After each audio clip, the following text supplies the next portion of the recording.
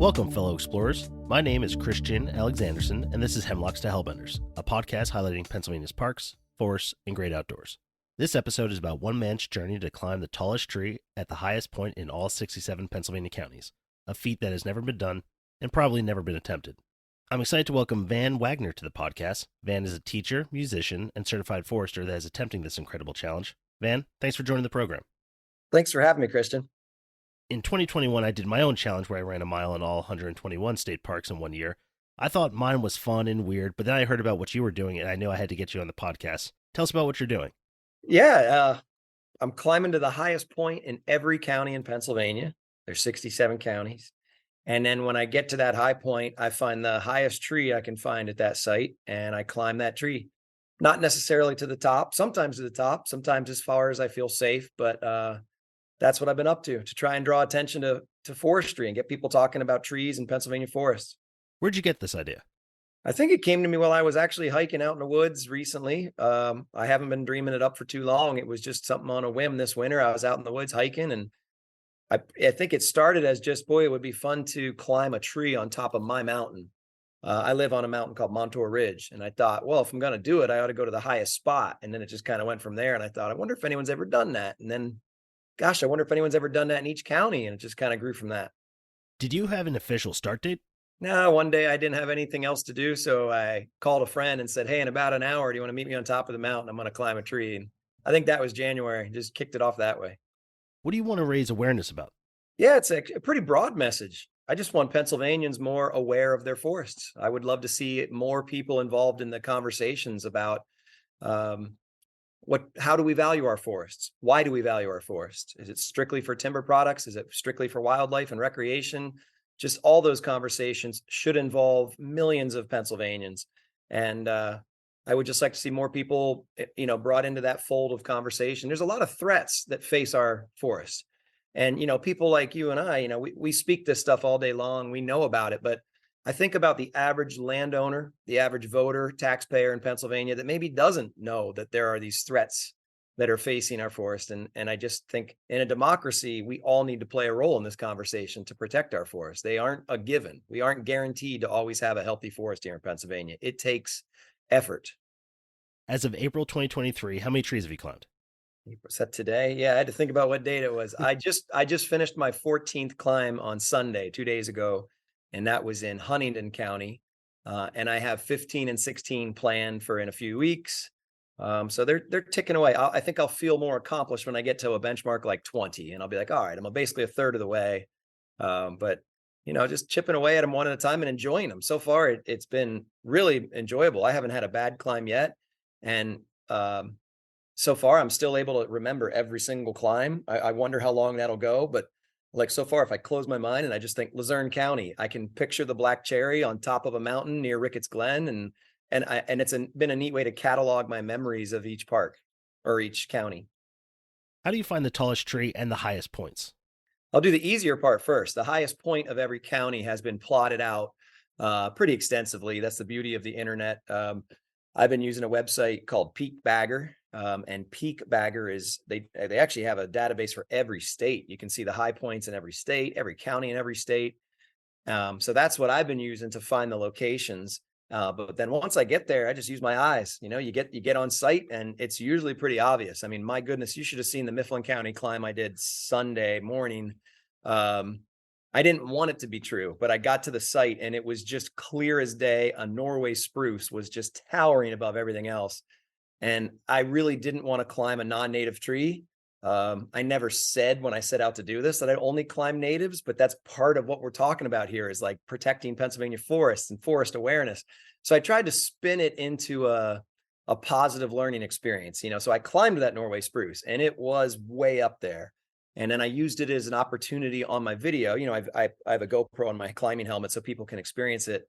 And then I have a little conversation with the world up at the top of these trees. And my conversation from Mifflin County is, what do we do about these non-natives? Here I am up in a giant Norway spruce. Why is that a problem? And then you look down and what you can see is this Norway spruce is out competing all the native species.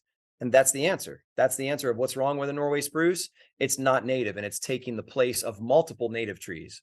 I realized that was kind of ironic to be enjoying this beautiful view and this experience from the height of a Norway spruce, but there I am advocating to cut it down. But that's that's just my opinion. How tall was that tree? Well, I didn't run out of rope, so it was not over 100 feet, but it was a big tree. I did not measure it, but if I run out of rope, that's when I know I'm over 100. Have you run into an issue where the tallest tree is on private property? Yeah, well, I'll say it's certainly a complication or a challenge that I've come across, but it has not been a problem yet. So, for example, the most recent private property climb I did was in Potter County, and I tried unsuccessfully to contact the landowner ahead of time, and finally I just thought, well, I'm going for it. And by it, I don't mean the climb; I meant knocking on the door. So I drove all the way to Potter County the day after opening day of trout season. I mean, I was already up there. We have a cabin in Clinton County, so I just drove a little ways north and knocked on the door of a farmer. And here they had lost their power in a windstorm the night before. And this sweet woman, she welcomed me right in the house. In fact, when I knocked, she just said, "Come on in." So I came in and she thought, "Oh, are you here with the power company?" And I thought, "Oh, no, I'm not." And I felt like such a fool telling her I'm here to climb your tree. But she was as nice as can be. And in fact, when I said I'm looking for the highest point in Potter County, she just pointed to the top of her field, which by the way was a corn or soybean field, which surprised me. You'd think, my goodness, Potter County, the land of trees and forests, and the highest point was a field. I did find a maple on the hedgerow and I climbed that, but multiple people were coming by the way, as I'm climbing. Are you with the power company? No, I'm just a guy climbing trees. So it was a memorable climb. How do you go about planning a tree climbing expedition? I have a nice network of friends now that have reached out and said, "Hey, I love what you're doing. Let me know how I can help." And I usually respond by going, "Okay, I'll tell you how you can help. You're down in Cumberland County, for example. I need help contacting that person." A lot of folks in Philly have reached out to me, and I need that help because a lot of the Philadelphia area counties are private property. And so that's been a big help, is just getting a network of people. How long does it take for you to climb a tree? They're all different. They really are. So as fast as 5 minutes, up the rope, or as slow as like this climb Sunday when I went up a Norway spruce that I was telling you about. I free climbed that. So rather than getting my rope in the top of the tree and then climbing the rope, I simply started on the lower branches and just slowly worked my way up along the trunk. And then meanwhile, while I was going, I roped a safety rope in. I put my lanyard around so that I was always roped in if something were to go wrong. But it was more like climbing a very complex ladder than just simply climbing a rope. So that was probably a good half an hour climb, that guy. The very first thing I think about is kind of climbability. So I look at a tree and I think, okay, it's the tallest. Is it the safest? And I have had one or two occasions where the tallest tree on site, I might say, I'm not feeling great about that one. Usually there's a very close tie nearby. Like, it's not, this Norway spruce was the exception. That thing was towering twice as tall as anything near it. I mean, there just wasn't even a close second place. But typically you're dealing with an even age stand on a lot of these ridge tops. And so it's a matter of, do I want that chestnut oak or that chestnut oak? And so I'm looking for dangers. So things you want to look for is any signs of internal decay. You don't want a hollow stem. So if I see a woodpecker hole going in, that kind of tells me, okay, there's problems in that trunk. Or then I walk around the base. I'm looking for sawdust. That would be the work of insects like ants, which, by the way, that doesn't mean they're the enemy. Ants are my friends, because if I'm about to climb a tree and I see sawdust, that tells me there's something I can't see, which is a hollow, decayed stem from bacteria. I can't see that. So the ants are telling it to me. I like ants. Don't spray ants on your trees. They're part of the ecosystem. And then I try to pick out a good limb that I want to get my throw line on. So I get a weight bag tied to a string, and I either hand throw it up there, or I have a device called a slingshot, where it's a big giant, looks like a giant water balloon catapult, and about 6 feet tall, 7 feet tall, and you can shoot your bag over 100 feet into a canopy. And then you tie your climbing rope to that and you work that into the tree. I try to keep the tree as safe as possible. So whenever possible, I use a device called a friction saver, or a cambium saver, I've heard them called. And it's just a device that wraps over the limb, and then the climbing rope goes through the metal rings on that device, so that the friction of the climbing rope is on the metal rings and it's not hurting the tree. Do you always go with somebody or do you usually go alone? It's been a mix, and both are very special experiences. So what I've done, for example, with friends is I'll reach out to someone that maybe is a lifelong friend from a region. And for example, off the top of my head, my friend Mark Lewis. Okay, he's from Sullivan County, and it's almost like I couldn't imagine doing the Sullivan County climb without Mark Lewis. Like he's just in my memory and in my life, he is everything related to Sullivan County. So being able to share the experience with him was very special. But on the other hand, like Schuylkill County, I did alone. Not that I don't have friends in Schuylkill County. I have dozens. In fact, I lived down there. I used to be a coal miner down there. So it just so happened one day I was available. I didn't have anybody else lined up, and I just went and did it alone. And it was really a neat, moment of solitude out in the woods, and it was special in its own way. Do you have a favorite tree to climb? I have a tree that I haven't climbed that's I'm aware of, which is a black gum, and it's been surprising me as I go to a lot of these ridge tops. I'm not surprised to see chestnut oak. I'm not surprised to see pitch pine, white pine, things like that. But I've been seeing a good amount of black gum, and I'll be honest, I guess I just never took notice of so many black gum, especially on the ridge tops.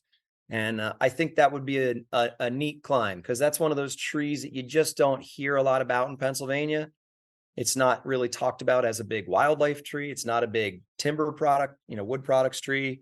So I've just thought that would be a unique one just for myself to get more familiar with the tree. You really get to know them when you climb them.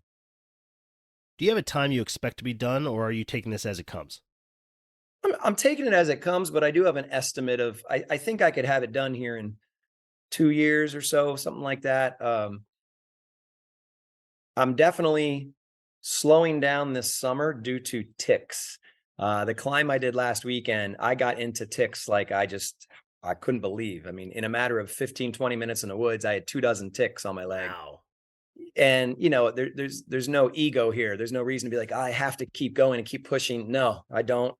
And there's if you take your precautions, which I do, that's going to minimize the risk. But I'm also thinking like if I could just do most of my climbing in the cold months, there's a lot less tick activity. You still have some, but I think it would be irresponsible for me to do a lot of bushwhacking in the summer if I don't need to. As I pointed out to the one friend last weekend, like I'm not getting paid to do this, so why am I out here pulling ticks off and watching for rattlesnakes? Not that getting paid makes it right. I think it just makes it sting less. So I'll probably slow down a little bit in the summer months, or maybe I'll focus on some of the climbs that don't involve deep woods, like again, Harrisburg and Philly and Pittsburgh climbs like that. I had the same realization when I was running at all the parks. I was the one making the rules. I can do whatever I want. I certainly feel you there. What kind of background do you have in the outdoors? Born and raised. I'm currently broadcasting here from Danville High School. I teach agriculture, Danville High School agriculture, and this was my high school agriculture room. And in this room in the 1990s, I was exposed to conservation, wildlife management, and forestry as a career path. And I went to Penn State to the School of Forest Resources, majored in wildlife and fisheries science with a minor in forestry. And then I've done a lot in forestry over the years. Everything from I've been a full-time logger all the way out in Idaho. I was a logger in Idaho, been a logger here in Pennsylvania. I'm now a certified forester. I'm a certified arborist. My sons and I own a tree service and do a lot of arboriculture on the side. And so that's kind of like that side of it. As a school teacher, I promote the forest in any way I can in my students' lives. It's one of those things, whether you make a life out of it or not, I just think it has to be a part of your life. I mean, we live in Penn's Woods. And I just want to see that attachment with students on a personal level continue to grow. Were you always climbing trees when you were a kid? No, the opposite. I'm kind of afraid of heights. I'm still afraid of heights. And I really didn't. Well, in fact, I have a fond memory of moving to Idaho and telling my boss at the time, I said, now I'll work on your crew, but just, I'll never climb a tree. And where I got that was I had seen the Paul Newman movie, Sometimes a Great Notion. Great movie, I think late 60s, early 70s. And he's a logger out in the Pacific Northwest. And I remember in there, they go in the old days, they would go spiking way up these trees, and then they would top them, and then they'd hook up their rigging lines, and they'd use that to rig logs to the landing. If you've ever seen Axemen, the way we kind of do it nowadays is they have a metal truck that comes up with a boom that extends, and then the boom brings logs to the landing. But in the old days, now when I say old days, I mean, they were doing this, I think, through the 70s and 80s. They would use a tree. So I had seen that movie as a kid, and I thought that's what, I'm like, they must make everybody climb trees and top them. And I'm not doing that. I remember my boss laughing at me in Idaho, being like, we ain't done that for years, son. You got nothing to worry about. So. How important is it for kids to learn about outdoor spaces and their natural surroundings? Oh, it's critical. It's critical. I've been in teaching long enough to say that I feel like it is one of the most important things we teach young people here is just a connection to the natural world.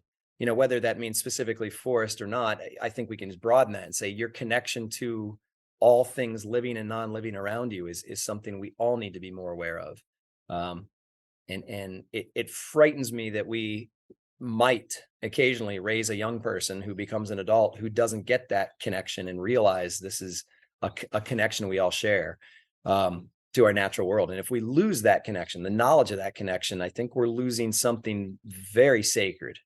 So just leave it at that. What are your plans moving forward? Do you have a breakdown of where you want to climb next? Yeah, I'm heading down. I play music as well, and I'm heading down to Maryland to perform at a festival in a few weeks. The Maryland Iron Festival, and it's at Catoctin Furnace. And as I mapped my drive down, I thought, I'm going to hit this high point and that high point and that high point. So there's a couple Pennsylvania counties I'm going to knock out on my way down and then on my way back. And that's just, I think, how I'm going to go is like, rather than make a special trip and burn gasoline for no reason just to go to the West Virginia border, I'll wait till I have a reason to go out there. I'm either visiting a friend or I'm going to perform somewhere, whatever it might be. And then I just go, well, while I'm there, I'll do a climb. And that to me seems the more reasonable way to do it and the more environmentally responsible way to do it as well. What can listeners of the podcast do to become better advocates for forests? Hey, if they're listening to this podcast, they are better advocates of the forest. I think starting conversations. What's your favorite tree? Have that conversation with a friend at dinner sometime over breakfast. What are your memories of trees as a child? Have those memories changed? In other words, the trees you remember as a child, are they still there? If not, why? What happened to them? If they are there, did they get bigger? Those kinds of things. It just knowledge awareness is where we need to just have everyone aware of our trees and talking about trees. That's a win. Where can people follow your journey? Probably the easiest thing is my website, which is Van Wagner Music. If you go there, there's a link to my climb. I think there's a link, let's play it safe. Just Google Van Wagner tree climbing and it should come up. But I have for each climb, I have about a paragraph. I write a reflection about that climb. And then I put a YouTube link to that video. So you can sit there and you can actually see each county and read about it and decide if you want to watch the video. And then there's a map with a push pin at each high point that I tackle. I don't think I've updated the Huntingdon County one yet. I'll be doing that, I think, later tonight when we are done talking. You're a musician. Is your music inspired by the outdoors? Yes. Yeah, I write a lot of songs about Pennsylvania, both heritage and, cultural heritage, but also natural heritage. So I write a lot of songs. A couple albums ago, it was called The Short Leaf Pine. I write a lot of songs about wildlife and forestry, and it's just something that's always been in my blood, and it's a passion of mine, and I will continue to do so. You've recorded more than 30 albums? Yes, just released number 33, and which is kind of wild. And people do say, well, why are you still making albums? Nobody listens to albums anymore. It's a world of downloads. I make albums because it's how I make my records. Like it's still fun for me to make a collection of songs, 15 songs or so. They all kind of have a similar, they came from a similar place. We'll just say that, this batch of songs. And then I put them together and I release them. And then I kind of like clear the slate in my creative brain about that and move on to the next project. So my last album was all about, I didn't set out to do it this way, but when I look back at the songs, a ton of songs on there just about from like a wildlife perspective. So the album title is called Hungry. And I was sitting one day thinking, like, most of us, most humans really don't know what it's like to be hungry. Sure, there are some, unfortunately. But it occurred to me, like, most animals in the forest, most wildlife, like, they're just hungry on a constant basis in many cases. They're just, that's just omnipresent. Where's my next meal? Where's my next meal? And that's where that song came from. But it's all about wildlife. So, well, I can't wait to listen to more of your music. Van, thanks so much for joining the podcast. I really appreciate it. Thank you, Christian. It's been a pleasure.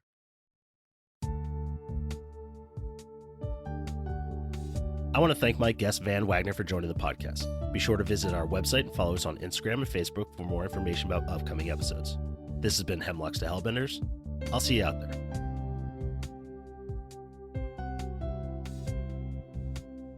Hosting, production, and editing by Christian Alexandersen. Music by John Sauer. Graphics by Uncle Traveling Matt's Random Expedition.